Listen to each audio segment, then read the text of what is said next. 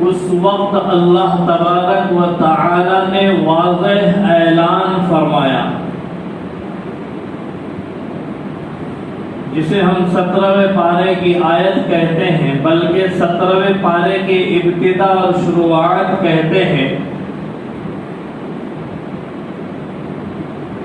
اللہ فرماتے ہیں اقترب للناس حسابهم وهم في غفلة معرضون۔